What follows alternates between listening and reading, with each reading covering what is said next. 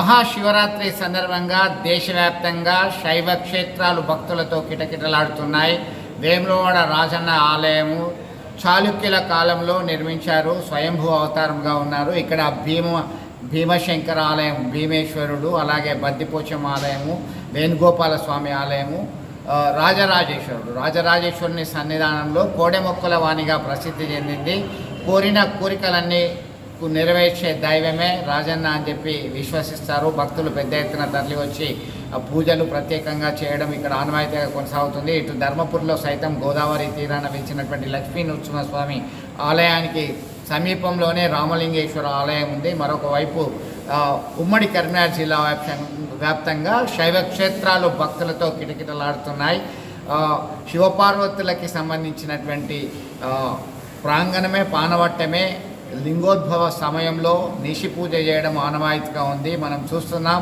ప్రస్తుతం శైవ క్షేత్రాలన్నీ కూడా ముస్తాబయ్యాయి. భక్తులకు ఎలాంటి ఇబ్బంది లేకుండా అర్చనలు, అభిషేకాలు, కళ్యాణాలు ఇవన్నీ వివిధ రకాలైనటువంటి ఘట్టాలు నిర్వహించడానికి ఏర్పాటు చేయడం జరిగింది. ప్రస్తుతం 12 జ్యోతిర్లింగాలు దేశంలో ఉన్నాయి. ఆ 12 జ్యోతిర్లింగాలన్నీ పూజలకి భక్తులు పెద్ద ఎత్తున వస్తారు. మన కరీంనగర్లో ఉన్నటువంటి ఆలయంలో 12 జ్యోతిర్లింగాలన్నీ కూడా ఇక్కడ ఉన్నటువంటి పరిస్థితి ఏర్పాటు చేయారు.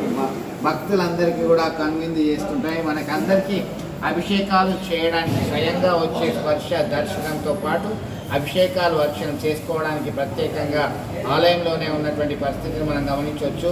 శ్రీశైలంలో, తెలుగు రాష్ట్రాల్లో కేవలం శ్రీశైలంలో మాత్రమే జ్యోతిర్లింగం ఉంది.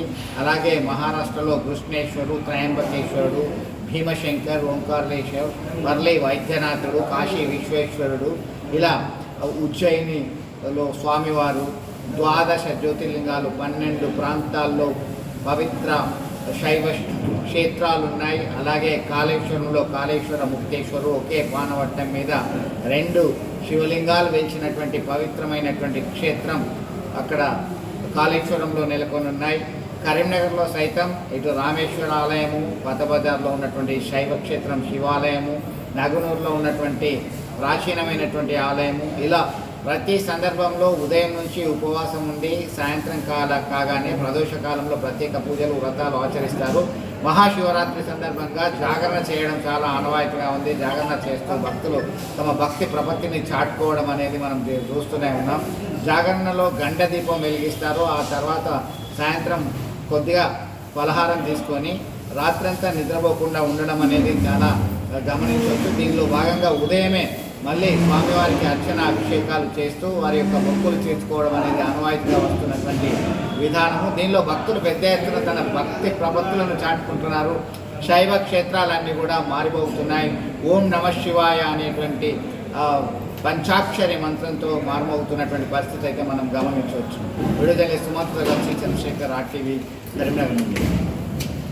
మరిన్ని వీడియోస్ కోసం ఛానల్ ని సబ్స్క్రైబ్ చేయండి. లేటెస్ట్ అప్డేట్స్ కోసం వాట్సాప్ ఛానల్ ని ఫాలో అవ్వండి. ఆ లింక్ డిస్క్రిప్షన్ లో ఉంది.